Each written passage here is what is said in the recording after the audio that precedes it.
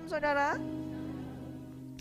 Bersyukur selalu hari ini kita bisa hadir saat ini, bisa ada di sini bersama-sama. Kita tetap terus memuji dan menyembah Tuhan. Banyak yang dipanggil, sedikit yang dipilih. For many are called and few are chosen. Emang sedikit yang dipilih. Tapi untuk apa ketika saudara kita semua ini dipanggil kemudian dipilih? Untuk apa? Ya. Ada tujuannya dari Tuhan. Kalau dia memanggil dan memilih kita, ada tujuannya. Tujuannya adalah mengikuti dia. Barang siapa yang dipanggil kemudian dipilih, memiliki tujuan. Tujuannya adalah mengikuti Tuhan. Para rasul semua dipanggil, dipilih dari sekian banyak orang pada saat itu. Dipanggillah ke-12 rasul.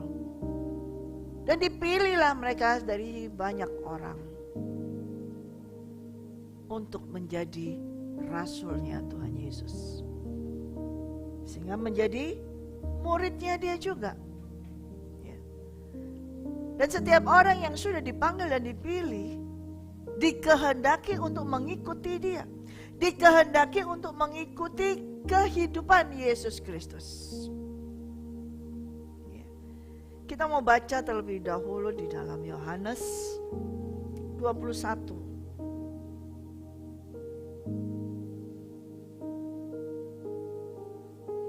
Saya sudah membacanya, tapi pada beberapa waktu yang lalu, tapi kita akan membaca ulang.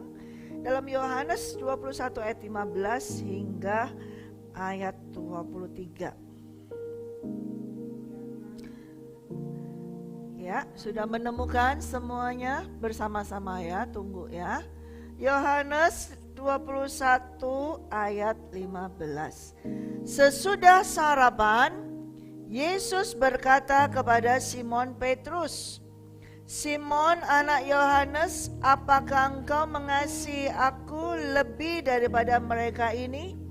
Jawab Petrus kepadanya, benar Tuhan, engkau tahu bahwa aku mengasihi engkau. Kata Yesus kepadanya, gembalakanlah domba-dombaku. Kata Yesus pula kepadanya untuk kedua kalinya, Simon anak Yohanes, apakah engkau mengasihi aku? Jawab Petrus kepadanya, benar Tuhan, engkau tahu bahwa aku mengasihi engkau. Kata Yesus kepadanya, gembalakanlah domba-dombaku. Kata Yesus kepadanya untuk ketiga kalinya, Simon anak Yohanes, apakah engkau mengasihi aku? Maka sedih hati Petrus karena Yesus berkata untuk ketiga kalinya, apakah engkau mengasihi aku? Dan ia berkata kepadanya, Tuhan, engkau tahu segala sesuatu, engkau tahu bahwa aku mengasihi engkau. Kata Yesus kepadanya, gembalakanlah domba-dombaku.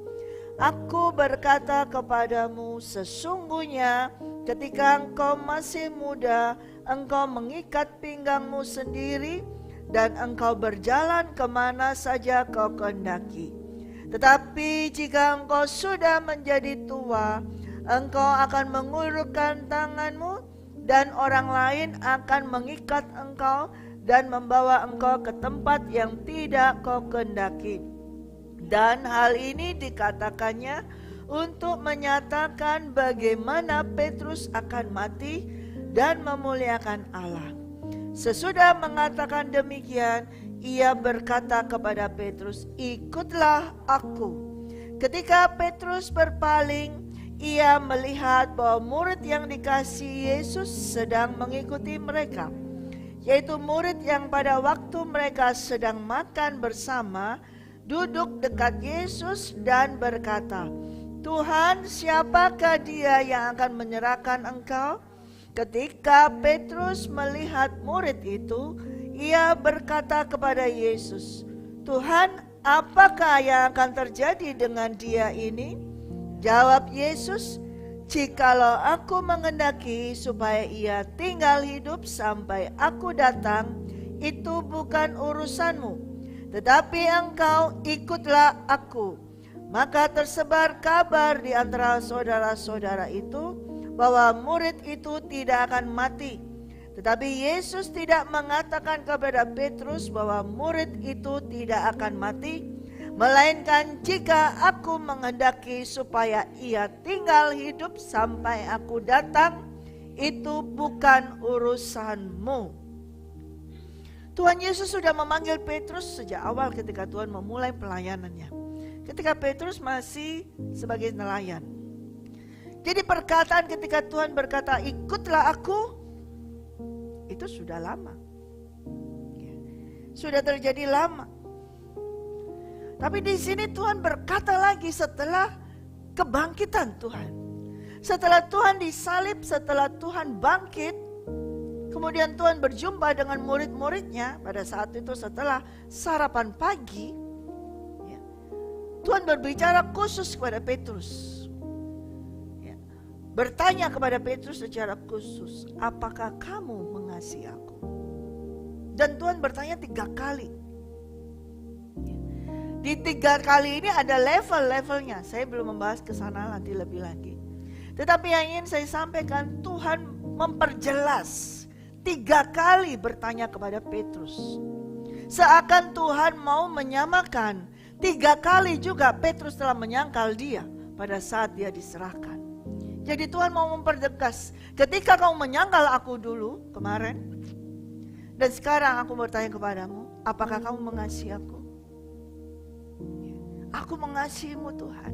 Karena Petrus mengalami pertobatan. Ketika waktu dia menyangkal Tuhan, dia tidak sadar apa yang dia lakukan. Ketika dia menyangkal Tuhan, padahal sebelumnya dia berkata, aku tidak akan menyangkal engkau. Aku tidak akan melakukan hal tersebut. Tapi ketika didesak, ketika ditanya, didesak banyak orang seperti itu, dia mengalami ketakutan. Karena Yesus ditanggap, mulai goyah. Dan dia mulai, aku bukan dari dia, bukan dari golongan dia. Sekali. Dan Tuhan bertanya lagi, apakah kamu mengasihi aku? Tuhan, engkau tahu kalau aku mengasihimu. Tuhan tahu kalau Petrus mengasihi Tuhan. Tetapi memang belum sampai di level yang Tuhan kehendaki. Dan ketiga kalinya Tuhan berkata, apakah kamu mengasihi aku? Dan dia menangis ketiga kalinya. Sama waktu ketika Petrus menyangkal Tuhan ketiga kalinya, hati Tuhan juga sedih ketika dia juga tahu bahwa Petrus sedang menyangkal dia. Petrus yang saat itu ketika ditanya, apakah kamu mengasihi aku? Dia sedih. Kok Tuhan, kok gak tahu sih kalau memang benar aku mengasihimu? Tapi bukan itu maksudnya Tuhan. Tuhan tahu banget status, keadaan, level hati kita. Tuhan tahu banget. Tuhan tahu banget bagaimana Petrus. Tapi Tuhan mau mengangkat Petrus lebih lagi. Supaya kamu naik tidak di level itu saja. Yaitu sebatas friend, sebatas teman, follower, teman-teman begitu saja. Mengikuti Yesus sebatas seperti orang-orang banyak itu saja. Tuhan mau mengangkat Petrus lebih lagi. Dan dia jawab, ketika kamu masih muda, kamu bisa bebas kemana-mana. Kamu bisa pergi sesuka kamu. Tapi ketika kamu sudah tua, kamu tidak akan bisa pergi bebas. Artinya ketika kamu sudah tua, tanganmu akan diikat. Dan kamu akan dibawa ke tempat yang tidak kamu maui. Yes, itu memang menyatakan bahwa bagaimana Petrus meninggal. Tetapi di dalam roh, Tuhan mau menyatakan saat waktu kamu muda, waktu menyangkal aku, itu kamu waktu muda, kamu pergi sesukamu, kamu berkata sesukamu. Kamu ngomongnya spontanitas sesukamu. Ya Tuhan, aku gak akan. Tapi spontan juga berkata, aku bukan dari dia. Aku tidak mengenal dia. Spontan juga. Jadi bicaranya juga asal. Dan tindakannya juga asal. Itu waktu kamu muda. Tapi ketika kamu tua, di sini adalah ketika kamu menjadi dewasa rohanimu. sudah tidak bisa hidup seenakmu sendiri. Kamu tidak bebas lagi. Karena kamu akan terikat tanganmu. Karena kamu dimiliki oleh Yesus Kristus. Kamu sudah bertuan. Ada miliknya. Tidak bebas lagi. Ketika kamu sudah menjadi dewasa rohani. Ketika kamu sudah bertobat menjadi dewasa rohani. Hidupmu tidak menjadi bebas lagi. Terikat. Tidak bisa pergi sesuka hatinya. Dan kadang-kadang dikatakan oleh Tuhan Yesus pada Petrus, kamu akan dibawa ke tempat yang tidak kamu kehendaki. Nah, itulah orang yang dipilih Tuhan. Orang yang dipilih Tuhan hidupnya tidak bebas lagi. Tangannya terikat. Dan dibawa pergi ke tempat yang tidak dikehendaki. Tapi dikehendaki oleh yang memilihnya. Itulah orang yang dipilih Tuhan. Tuhan mau menyatakan ini pada Petrus, kamu bukan kamu lagi hidupmu. Ketika kamu menjawab 3 kali pertanyaanmu, apakah kamu mengasihiku? Masih dengan spontan juga. Gaya jawaban Petrus masih tetap dengan seperti yang lalu-lalu. Spontan, asbun, asal bunyi. Gak pakai mikir, masih kayak gitu Petrus. Langsung spontan. Tapi Tuhan mau kasih tahu lagi. Kalau kamu sudah menjadi dewasa rohani, tidak bisa spontan sembarangan ngomong. Asbun tidak bisa. Kamu harus mengikuti apa kehendakku. Dan Tuhan menyampaikan kepada Petrus hal ini. Bahwa kamu harus menjadi dewasa rohani. Ketika Tuhan sampaikan hal ini kepada Petrus, dia mulai iri lagi masih. Karena melihat Yohanes, dia iri. Kalau aku tidak boleh kemana-mana, kalau aku masih diikat tanganku, aku harus terikat dan aku harus pergi ke tempat yang tidak aku kehendaki. Lalu gimana dengan nasibnya orang ini? Apakah dia juga sama kayak aku? Ya, Tuhan jawab kepadanya di ayat yang ke-22. Jawab Yesus, jikalau aku menghendaki supaya ia tinggal hidup sampai aku datang, itu bukan urusanmu. Tetapi kamu harus mengikut aku. You must follow me. Tuhan mempertegas. Waktu dia pertama kali memanggil Petrus, ikutlah aku. Follow me. Ikutlah aku. Tapi ketika saat itu, ketika Tuhan sudah bangkit dan dia menampakkan diri pada Petrus. Ketika Tuhan berkata, tapi kamu harus mengikut aku. Bukan mengikut aku yang dulu lagi waktu masih jadi nelayan. Tapi sekarang kamu harus mengikuti aku. Mengikuti gaya hidupku. Mengikuti segala apa yang aku jalani. Mengikuti segala yang apa aku lalui. Kamu harus mengikuti aku. Amin. Ketika orang dipanggil, ikutlah aku. Ketika orang dipilih, ikutlah aku. Sudah dipilih. Petrus sudah dipilih. Tapi Tuhan masih berkata, kamu harus mengikuti aku. You must follow me. Lebih jelas, lebih tegas. Dan itu naik level lebih lagi. Bukan just follower. Saudara, banyak orang lagi bersaing. Banyak-banyakan follower. Ya, centang biru atau centang hijau, centang kuning atau centang apa dicari supaya banyak. Kalau centang biru, waduh followernya banyak itu semua. Semua pada cari itu, enggak termasuk juga hamba-hamba Tuhan cari itu juga banyak, pendeta-pendeta juga cari itu juga. Banyak, harus banyak yang mengikuti.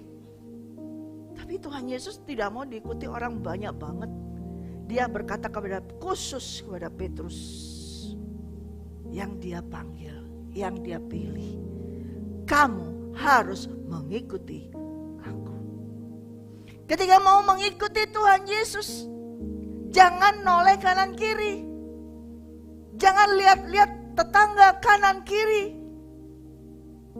Petrus masih melihat teman-temannya.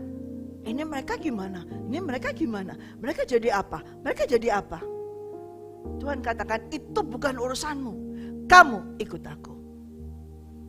Orang-orang masih suka cari tahu.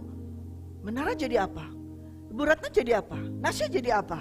Pak David jadi apa? Ibu Sondang jadi apa? Ibu Redia jadi apa? Pengen tahu, kepo. Mau tahu. Tuhan katakan, it's not your business. Bukan urusanmu, but you must follow me. Dia berkata kepada Petrus, it's not your business, you must follow me. Bukan urusanmu tentang orang lain, tapi kamu harus mengikuti aku. Kamu harus mengikuti gaya hidupku. Kamu harus mengikuti apa yang aku lalui. Kamu harus mengikuti apa yang aku jalani. Kamu harus mengikuti apa yang aku kerjakan. Itu namanya follower.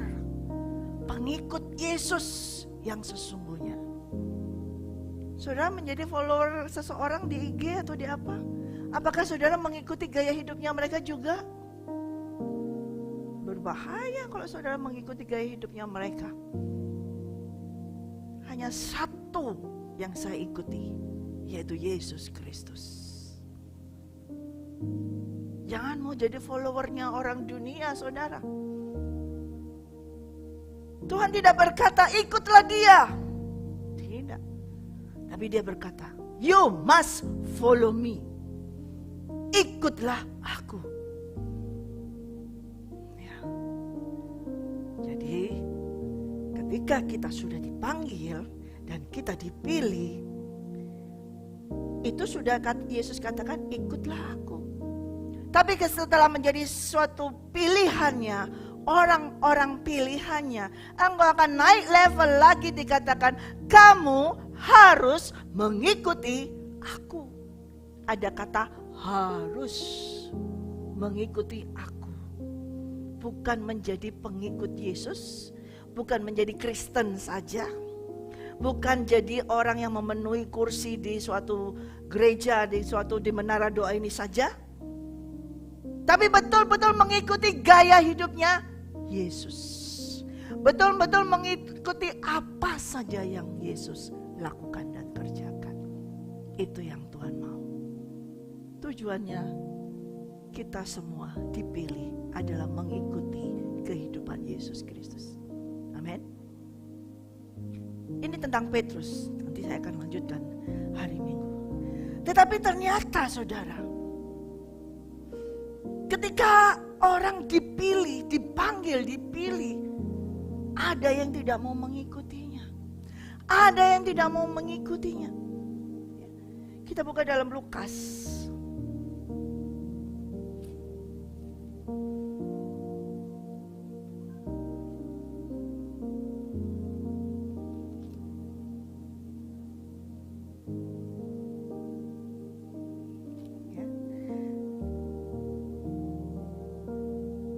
Lukas 1 ayat 13.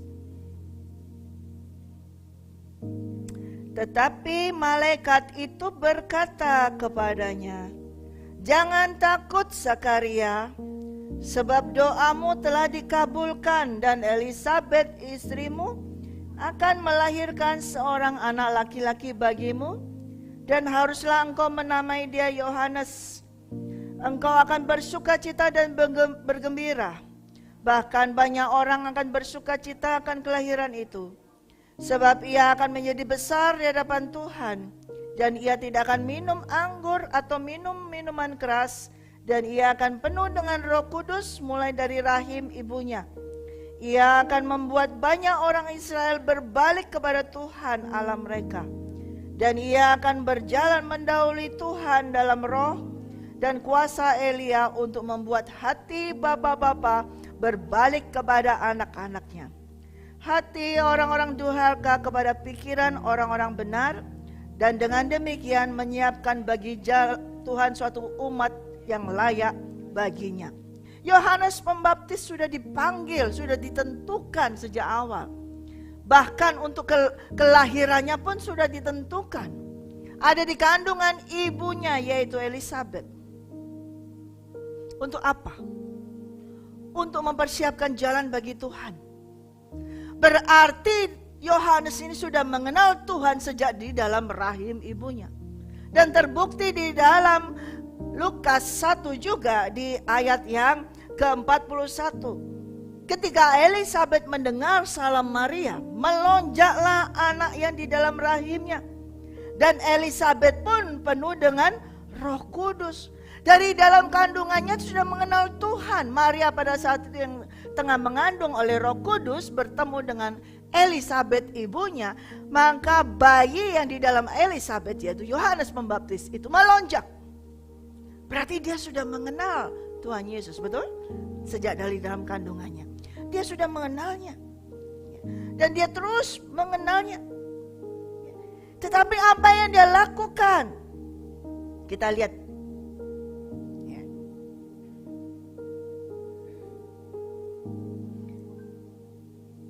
Dalam Lukas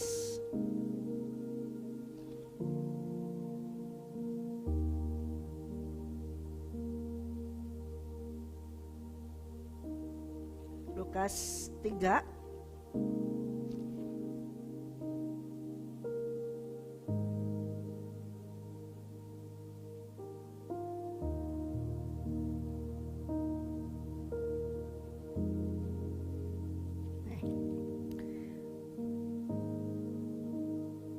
ayat 10.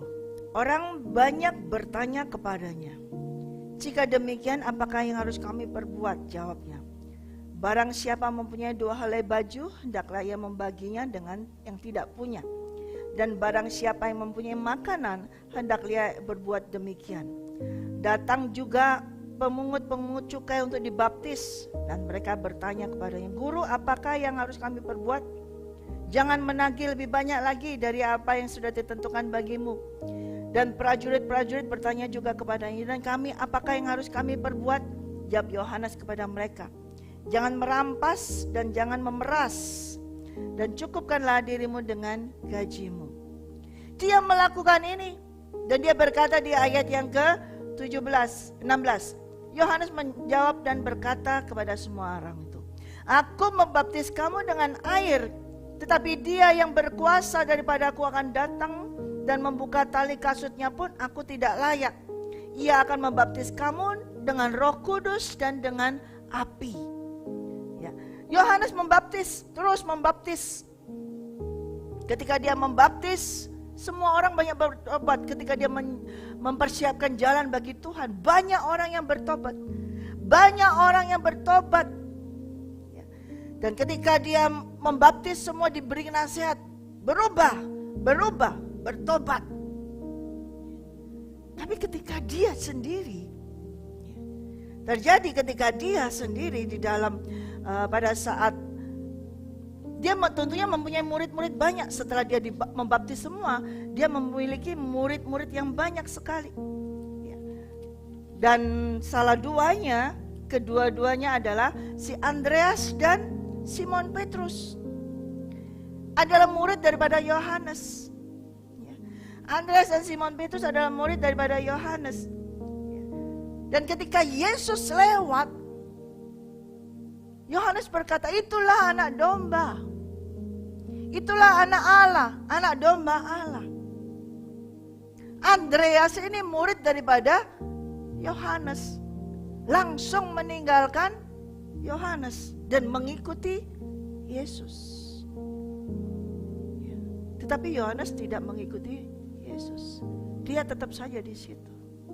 Dia tetap melakukan kegiatannya. Dia tetap melakukan apa? Membuka jalan lagi, mengabarkan Injil lagi. Dia tetap membuka jalan, membaptis orang lagi. Terus dilakukan, terus menerus dilakukan itu. Padahal Yesus Kristus datang kepada dia dan dia membaptisnya. Itu sudah dia lakukan. Tapi dia terus melakukannya. Terus kemudian ketika Yesus lewat, murid-muridnya mulai melihat, itu anak domba Allah. Dan murid-muridnya ini tahu kalau itu adalah anak Allah, anak domba Allah. Mereka meninggalkan Yohanes dan mengikutinya. Tapi Yohanes diam saja. Sampai akhirnya terjadilah 2 kelompok. Yesus Kristus dengan murid-muridnya yang dipanggil, yaitu Andreas, Simon Petrus dan semuanya. Dan juga Yohanes Pembaptis tetap membaptis. tetap menyiarkan kabar, tetap terus. Ya. Sampai terjadi suatu pertanyaan, ini mana yang benar nih? Baptisan yang mana nih? Aku harus mengikut yang mana? Ya. Itu terjadi terus sampai akhirnya dia sendiri juga bingung. Ya. Kita lihat di dalam Yohanes 3.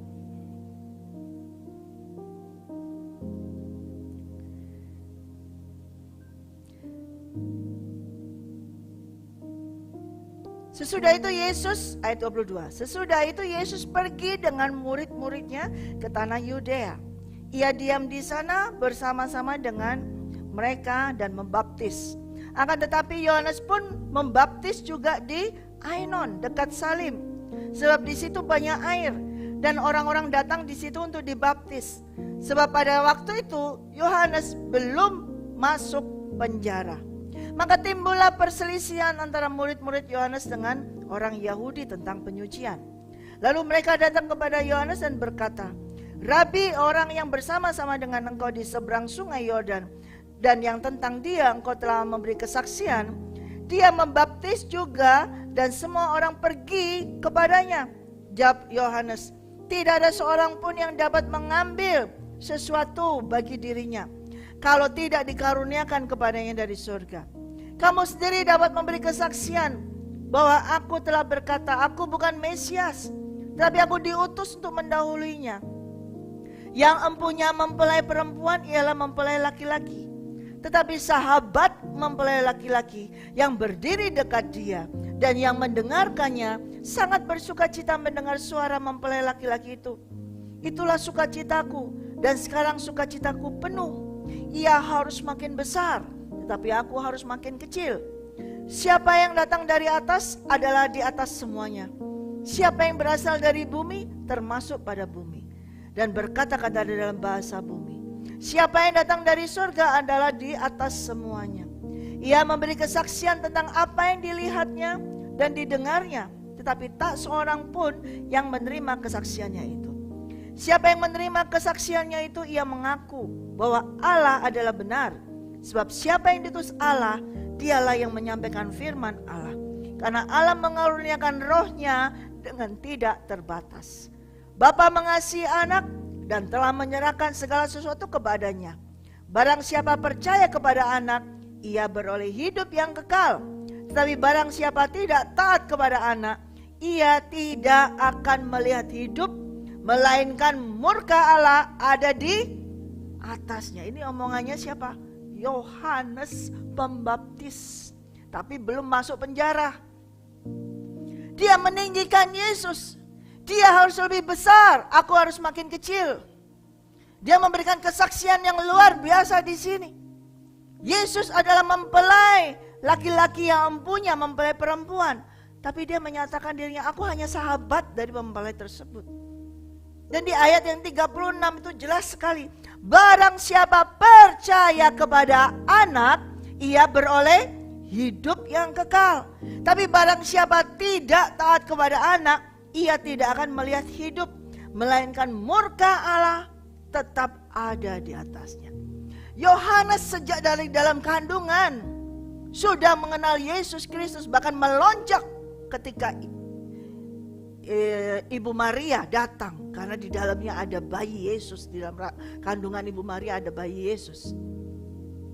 Melonjak penuh dengan Roh Kudus, menyambut. Dan bahkan ketika Yesus datang kepada dia menyambutnya. Dia membuka jalan semuanya, memberitakan untuk semua bertobat. Dan ketika Yesus datang untuk dibaptis, dia menyambutnya dan dia melakukannya, membaptisnya. Dan pada saat dibaptis, dia mendengar sendiri ada suara dari atas yang dia saksikan di sini. Inilah anakku yang kukasihi, kepadanya lah aku berkenan. Dan ketika saat itu dia terus melakukan tugasnya. Yesus memulai pelayanan langsung dengan murid-muridnya yang mengikuti dia. Dan sebagian besar juga adalah murid daripada Yohanes. Meninggalkan Yohanes dan mengikuti Yesus. Tapi Yohanes tidak, melakukannya sendiri. Sama-sama baptis. Dan kemudian terjadi perselisihan. Kebingungan. Mereka bertanya, yang benar yang mana nih? Dan ketika mereka semua datang kepada Yohanes, jawabannya Yohanes luar biasa, rohani banget. Rohani banget. Karena apa? Belum masuk penjara. Jawabannya rohani banget. Wah, suci banget. Oh, dia harus makin besar, aku makin kecil. Aku hanya orang yang kecil, yang biasa saja. Dan kesaksiannya jelas sekali. Barang siapa yang percaya kepada anak, beroleh hidup. Tetapi ketika ia masuk dalam penjara, apa yang terjadi? Matius 11.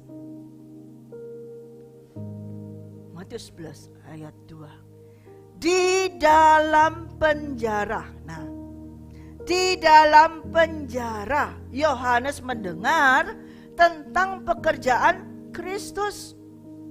Lalu menyuruh murid-muridnya bertanya kepadanya, engkaukah yang akan datang itu? Atau haruskah kami menantikan orang lain? Tadi waktu di luar penjara berbicaranya adalah Dia yang turun dari surga, yang empunya mempelai perempuan, Dialah mempelai laki-laki. Wah, kesaksiannya luar biasa. Karena belum masuk penjara, belum mengalami penderitaan. Setiap orang kalau belum mengalami penderitaan, kesaksian tentang Tuhan Yesus luar biasa. Tuhan Yesus dahsyat, Tuhan Yesus luar biasa. Oh, Dia Allah yang luar biasa, Dia Allah yang menyediakan. Tuhan Yesus luar biasa, amazing God. Oh, Tuhan Yesus luar biasa, dahsyat. I love you, I love you, I love you. Belum mengalami sengsara. Kita lihat aja ini, yang sudah dipilih dari sejak kandungan ibu nih. Ketika di dalam penjara, kembali ke Matius 11 ayat 2. Di dalam penjara mulai bertanya, menyuruh murid-muridnya datang kepada Yesus. Engkaukah itu yang akan datang? Atau haruskah kami menantikan orang lain? Jawab Yesus kepadanya, ayat yang keempat. Pergilah dan katakanlah kepada Yohanes apa yang kamu dengar dan kamu lihat. Orang buta melihat, orang lumpuh berjalan, orang kusta menjadi tahir, orang tuli mendengar, orang mati dibangkitkan. Kepada orang miskin diberitakan kabar baik, dan berbahagialah orang yang tidak menjadi kecewa dan menolak aku. Kalau sudah kecewa, menolak Tuhan, berarti masih percaya enggak? Sudah nggak percaya, masih tanya kok di sini, engkaukah itu yang akan datang atau aku mesti tunggu lagi? Berarti kan dia masuk tadi di sini di Yohanes 3. Berarti orang yang tidak percaya tidak akan melihat hidup, melainkan murka Allah tetap ada di atasnya. Amin. Bisa loh saudara. Orang yang sudah ditentukan dalam kandungan seorang ibu, dipilih dari kandungan, lahir, melayani, semuanya mempersiapkan jalan, membuka jalan bagi Tuhan, dan bahkan sudah ketemu Tuhan Yesus Kristus, dan bahkan melayani Tuhan Yesus Kristus, tetapi tidak mau mengikuti Yesus. Yohanes Pembaptis melayani apa yang dia perintahkan, tetapi dia tidak mengikuti Yesus Kristus. Buktinya seharusnya kalau dia sudah baptis Yesus Kristus, dia tahu itu anak Allah. Dia akan tinggalkan pekerjaannya itu, pergi mengikuti Yesus seperti murid-muridnya yang lain. Muridnya lo bisa tahu kalau itu Mesias. Dia tidak, karena dia apa? Sombong. Merasa aku yang buka jalan ini. Ini aku yang membuka jalan, kamu tinggal lewat aja, enak aja. Ini aku yang buka jalan nih. Ini lihat murid-muridku aku berikan untuk ikut kamu. Aku yang buka jalan. Sombong. Orang sombong itu akan cenderung menjadi kecewa dan menolak Tuhan. Hati-hati. Sudah dipilih. Tetapi kalau dia tidak terus dikatakan kamu harus mengikut aku, bisa kecewa dan menolak Tuhan. Berbahagialah orang yang tidak menjadi kecewa dan menolak aku. Kembali di Matius 11 ayat 7. Setelah murid-murid Yohanes pergi, mulailah Yesus berbicara kepada orang banyak itu tentang Yohanes. Untuk apakah kamu pergi ke padang gurun, melihat bulu yang digoyangkan angin kian kemari? Atau untuk apakah kamu pergi melihat orang yang berpakaian halus? Orang yang berpakaian halus itu tempatnya di istana raja. Jadi untuk apakah kamu pergi melihat nabi? Benar, dan aku berkata kepadamu, bahkan lebih daripada nabi. Karena tentang dia ada tertulis, lihatlah, aku menyuruh utusanku mendahului engkau. Ia akan mempersiapkan jalanmu di hadapanmu. Aku berkata kepadamu, sesungguhnya di antara mereka yang dilahirkan oleh seorang perempuan, tidak pernah tampil seorang yang lebih besar daripada Yohanes Pembaptis. Namun yang terkecil dalam kerajaan surga lebih besar daripadanya. Sejak tampilnya Yohanes Pembaptis hingga sekarang, kerajaan surga diserong dan orang yang menyerongnya mencoba menguasainya. Tidak ada yang lebih besar daripada Yohanes Pembaptis. Tapi yang terkecil di dalam kerajaan surga masih jauh lebih besar dari Yohanes Pembaptis. Tuhan berkata, hati-hati. Banyak yang dipanggil, tetapi sedikit yang dipilih. Pada akhirnya nanti akan menjadi yang terdahulu, menjadi yang terkemudian. Dan yang terkemudian akan menjadi yang terdahulu. Yohanes Pembaptis duluan kenal Tuhan. Sebelum Tuhan lahir, dia sudah kenal di lahir barunya, bisa melonjak semua seperti itu. Berarti kenal dong, ya kan? Dia orang pertama yang kenal Tuhan Yesus. Tapi Tuhan Yesus katakan apa? Yang terkecil di kerajaan surga masih jauh lebih besar daripada Yohanes Pembaptis. Berarti dia masuk di dalam golongan yang terkemudian. Karena apa? Dia tidak percaya. Dan omongannya dia sendiri di dalam Yohanes 3 ayat 36. Barang siapa percaya kepada anak, dia beroleh hidup yang kekal. Tapi barang siapa yang tidak taat kepada anak, ia tidak akan melihat hidup, melainkan murka Allah tetap ada padanya. Bagaimana dia bisa taat? Dia percaya aja enggak? Masih tanya, engkaukah itu? Atau aku mesti tunggu orang lain lagi? Enggak percaya kalau dia anak Allah, enggak percaya kalau dia Mesias. Bagaimana bisa taat? Tuhan mengajarkan kepada Petrus. Karena Petrus ini juga dulunya adalah murid daripada Yohanes. Sudah dipanggil. Tapi Tuhan panggil lagi. You must follow me. Sekarang ketika Yesus sudah bangkit, dia sudah menang atas maut, dia sudah mengalahkan maut, mengalahkan iblis. Kepada murid-muridnya yang dia pilih, kamu harus mengikuti aku, harus mengikuti aku, harus masuk dalam jejakku, harus masuk dalam garisku, harus masuk dalam jalurku. Jangan buka jalur sendiri kayak Yohanes Pembaptis. Banyak orang percaya, tapi buka jalur sendiri dengan perkataan banyak jalan menuju ke Roma. Jadi banyak jalan menuju ke surga. Tidak ada saudara, hanya satu jalan menuju surga, yaitu melalui Yesus Kristus.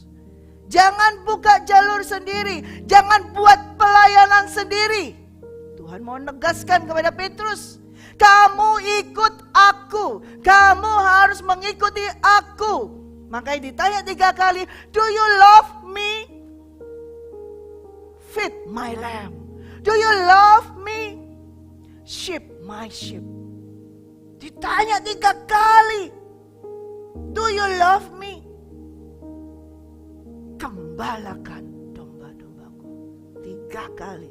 Jangan gembalakan domba yang lain. Jangan gembalakan kambing. Tapi gembalakan dombaku. Banyak sekarang pendeta-pendeta hamba Tuhan mengembalakan kambing, tidak mengembalakan domba. Betul? Kambing gak bisa digembalakan, saudara. Dan Tuhan perintahnya adalah gembalakanlah domba-dombaku. Kasih makan domba-dombaku. Itu dia perintah kepada Petrus. Follow me. You must follow me. Ikuti aku. Jangan buat jalur sendiri. Jangan buat pelayanan sendiri. Buka seenaknya sendiri. Oh, di sini nggak enak pelayanan, buka sendiri. Oh, di sini nggak enak, buka sendiri. Emangnya dia aja yang bisa buka, kita juga buka sendiri. Berapa banyak itu terjadi dengan alasan rohani banget, memperbesar kerajaan surga di bumi. So holy. Tapi betul tidak engkau mengikuti Yesus Kristus? Artinya taat tidak dengan penderitaan yang dialami Yesus. Ketika tidak menderita enak. Dia ngelihat, oh kalau buka gereja enak ya. Dapat persembahannya banyak. Oh asik banget ya buka gereja. Bisa taruh di situ semua tuh sekeluarga bisa enak tuh. Bisa menjadi heritage, warisan semuanya. Sampai anak-anak keturunan berapa bisa enak melayani terus. Dapat semuanya enak deh. Buka gereja. Di sana nggak enak disuruh pelayanan, suruh menderita, nggak enak buka sendiri aja, buka sendiri lebih cepat. Follow me, mengikuti Yesus. Ya. Kalau kita tidak mau mengikuti Yesus, adalah tidak bisa dalam kehidupan ini. Apa kata Tuhan Yesus ketika dia berkata barang siapa mau mengikut aku? Kita buka di dalam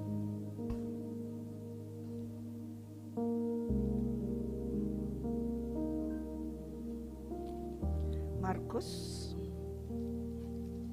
8 ayat 31. Kemudian mulailah Yesus mengatakan kepada mereka bahwa anak manusia harus menanggung banyak penderitaan dan ditolak oleh tua-tua, imam-imam kepala, ahli-ahli Taurat, lalu dibunuh dan bangkit sesudah hari ketiga. Hal itu dikatakannya dengan terus terang. Tetapi Petrus menarik Yesus ke samping dan menegurnya. Berkata, apa? Sambil memandang Yesus, maka berpalinglah Yesus dan sambil memandang murid-muridnya, ia memarahi Petrus, katanya, "Enyahlah iblis, sebab engkau bukan memikirkan apa yang dipikirkan Allah, melainkan apa yang dipikirkan manusia." Pada saat itu Petrus cuma mikir tentang dirinya sendiri aja.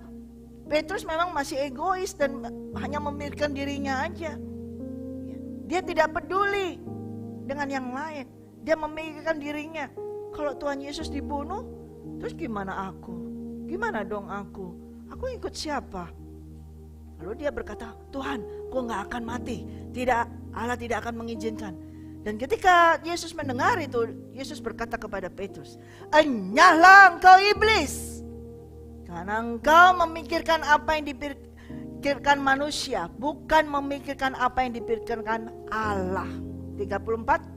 Lalu Yesus memanggil orang banyak dan murid-muridnya dan berkata kepada mereka, "Setiap orang yang mau mengikut aku, ia harus menyangkal dirinya, memikul salibnya dan mengikut aku.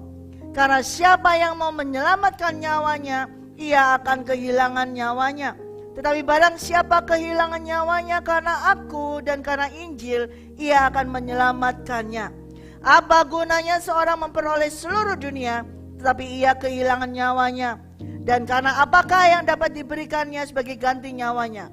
Sebab barang siapa malu karena aku dan karena perkataanku di tengah-tengah angkatan yang tidak setia dan berdosa ini, Anak Manusia pun akan malu karena orang itu apabila ia datang kelak dalam kemuliaan Bapa diiringi malaikat-malaikat kudus." Ketika Tuhan berkata, "You must follow me" kepada Petrus, Tuhan menegaskan lagi, kamu pernah menarik aku untuk tidak menjalani, tidak mengalami mati, penderitaan. Tapi sekarang kamu harus mengikuti aku, harus mengikuti kalau aku juga mengalami penderitaan, penganiayaan, mengalami apa? Ditolak orang. Ditolak bukan orang dunia, ditolak oleh orang tua-tua. oleh imam-imam, orang yang mengerti Taurat itu menolak kamu. Itu yang aku jalani. Dan ketika Tuhan menemui Petrus ketika terakhir setelah dia bangkit, you must follow me. Kamu harus ngikuti aku. Mati dibunuh, menderita, ditolak, dikata-katai, dihina, dirajam, diludahi. You must follow me. Yang pada saat itu dia menolak, berkata, Tuhan, Engkau tidak akan mengalami hal ini. Tidak Tuhan, kayaknya rohani banget. Tidak Tuhan, Engkau anak Allah, Engkau tidak akan mengalami hal penderitaan. Kan Bapa di surga akan mengasihimu. Engkau tidak mengalami penderitaan. Bapa di surga terlalu besar kasihnya. Tidak akan Tuhan, tidak. Engkau tidak akan menderita. Nanti ada yang tolong, ada yang tolong, ada yang tolong. Tuhan langsung balik. Get behind me Satan. Minggir engkau iblis. Kamu memikirkan manusia, kebutuhan manusia, tapi kamu tidak memikirkan kebutuhan daripada Allah Bapa. Banyak orang yang menjadi sok rohani, sok mengikuti Yesus. Seperti Petrus pada saat itu. Dia mengikuti Yesus dengan soknya, dengan sombongnya. Dan bahkan sampai Tuhan Yesus menjumpai dia, bertanya 3 kali, masih juga sombong. Makanya Tuhan dengan tegas, jangan ngurus orang lain, tapi kamu harus mengikut aku. Tegas Tuhan berkata kepada Petrus, jangan ngurus Yohanes, jangan ngurus siapa saja, tapi kamu harus mengikuti aku.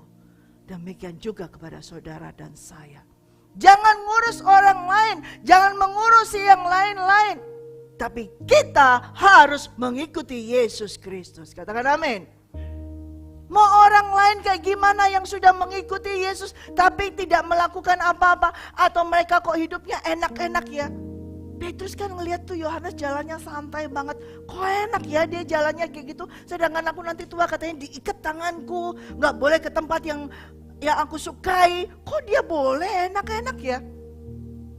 Apa yang terjadi dengan dia? It's not your business. Demikian juga ini saudara saya. Kenapa orang lain? Kenapa yang lain kok enak ya? Kok kita seperti ini ya? It's not my business. My business is follow Jesus. Urusan saya hanya mengikuti Yesus Kristus. Kita gak perlu ngurus yang lain-lain. Tapi urusan kita adalah kerajaan surga. Dan itu yang Tuhan kehendaki. Tuhan katakan, ikutlah aku.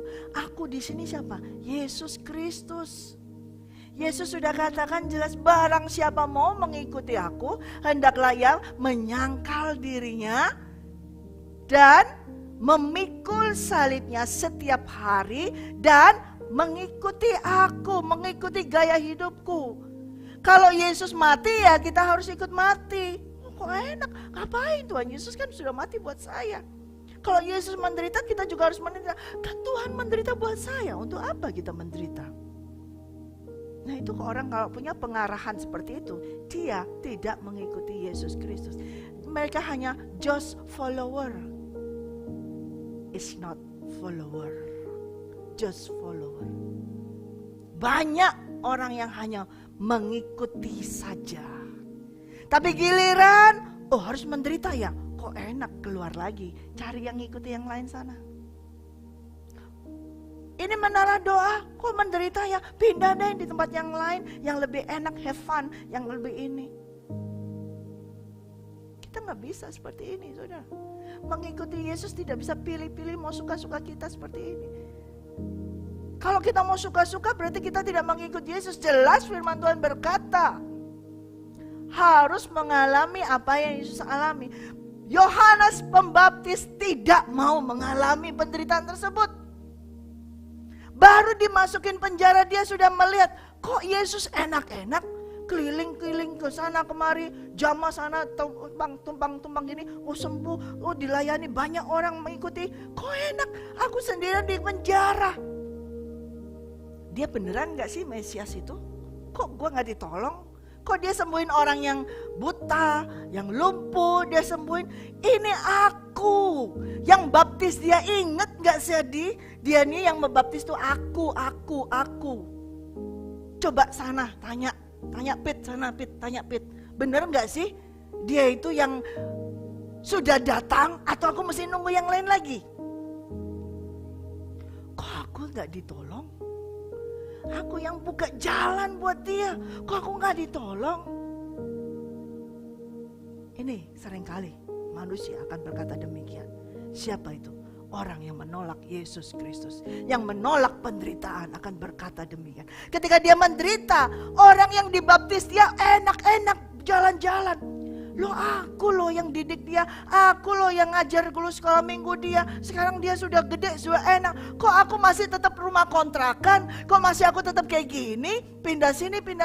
Dia itu murid sekolah mingguku sudah enak. Itu benar gak sih Tuhan Yesus ini? Saudara mau ikut siapa? Banyak orang yang seperti Yohanes Pembaptis menolak Yesus. Yesus berkata, berbahagialah orang yang tidak menjadi kecewa dan menolak aku. Waktu dipanggil mau, ada di rahim ibunya mau, ketemu melonjak mau, suruh baptis mau, mengerjakan ini mau, semuanya.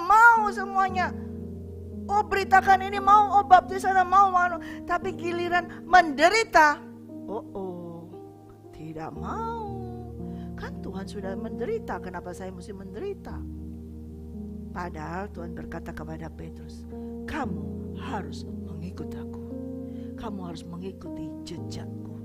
Kamu harus mengikuti apa yang aku lakukan. Dan Tuhan sendiri berkata, kamu akan menderita di dalam dunia. Tetapi tenanglah, jangan takut. Aku sudah mengalahkan dunia. Mengikuti Yesus, you must follow me. Mengikuti dia. Jangan mengikuti dirimu sendiri. Jangan mengikuti orang-orang yang tidak mengikuti Yesus. Banyak orang yang berkata mengikuti Yesus, tapi ternyata mereka tidak mengikuti Yesus. Mereka mengikuti jalannya mereka sendiri. Banyak orang berkata aku pengikut Kristus. Banyak orang berkata aku murid Yesus. Banyak orang berkata aku rasulnya Yesus, tetapi tidak mengikuti jalannya Yesus. Makanya Tuhan terakhir ketemu Petrus, wanti-wanti pada Petrus. Diwanti-wanti sama Petrus. Tuhan katakan 3 kali ya, kamu ditanya. Terus tanya lagi, kamu harus mengikut aku. 3 kali, kamu harus mengikut aku.